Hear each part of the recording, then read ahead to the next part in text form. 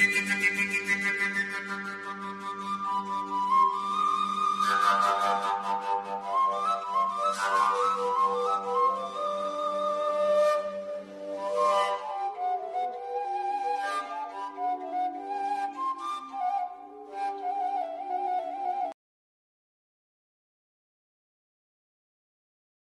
deň pamiatky obetí holokaustu si pripomenieme dokumentom Príbeh konferencie vo Vanci a hraným filmom, ktorý zachytáva plánované masové vyvraždenie miliónov európskych Židov.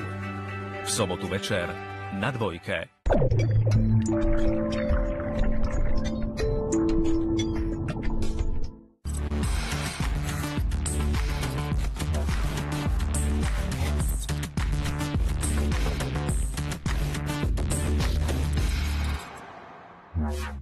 Dobrý večer, vitajte pri diskusnej relácii Do kríža.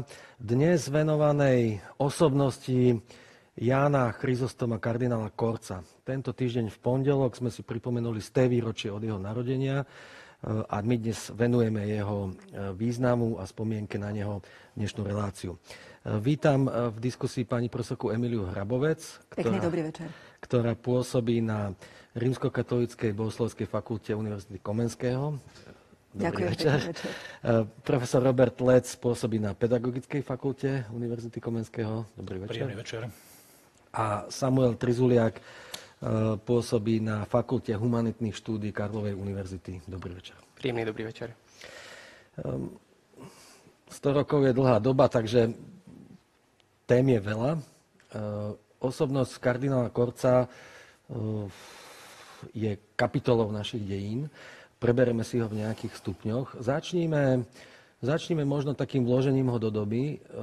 Čo ho formovalo, čo charakterizuje jeho život? Nejaké zlomové momenty? Kardinál Korec je súčasťou veľmi silnej slovenskej generácie. Generácie, ktorá prišla na tento svet v priebehu 20. rokov 20. storočia a bola to naozaj jedna z najsilnejších slovenských generácií. Aj keď bola vnútorne rôznorodá, ale veľmi pevná a silná generácia.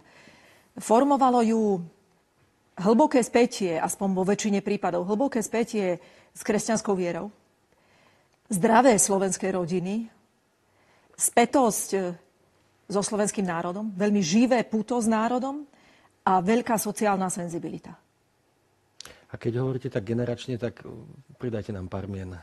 To je generácia Jozefa Tomku, Dominika Hrušovského, celej plejády mimoriadnych slovenských osobností, bez ohľadu na to, či žili v exíle alebo doma.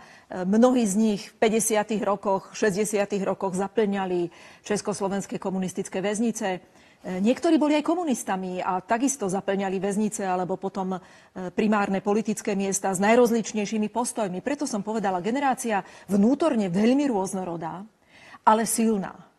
A charakterizovaná predovšetkým tou silnou spätosťou so slovenskou zemou, so slovenskými rodinami, s jej tradíciami, so slovenským národom, s kresťanskou vierou, do veľkej miery s kresťanskou vierou, no a sociálne senzibilizovaná.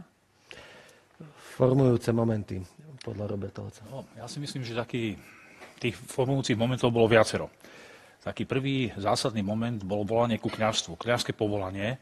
A to je také zaujímavé, že keď si čítame v podstate spätne to, čo napísal Ján Chryzostom Korec o svojom kňazskom povolaní, tak on to už cítil ako 7-ročný. Začal pravidelne ministrovať, nerobil mu problémy ráno veľmi skoro stávať a chodiť na omše do miestneho kostolíka v Bošanoch, odkiaľ pochádzal, kde sa narodil.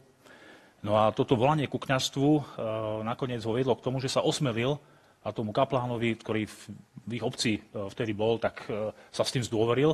A je to také zaujímavé, že on povedal, že ten kaplán, že to je ťažká cesta, nechaj to radšej tak, radšej sa venú niečomu inému. Takže on, keď skončil mešťanskú školu v Chynoranoch, tak potom chcel ísť do Baťovej školy, lebo Bošany vlastne to bolo baťovské mesto, tam bola fabrika na spracovanie koží.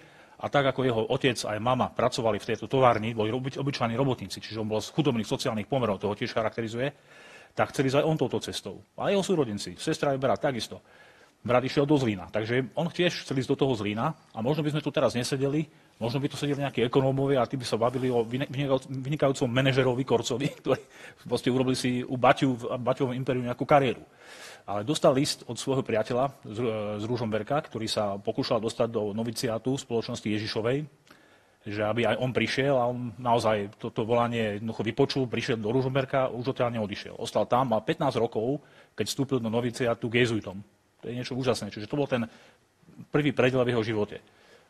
Ďalší prediel bol, myslím, Barbárska noc, teda rok 1950, keď vlastne znemožnili ďalej rehole, či už mužské alebo ženské, v celom Československu.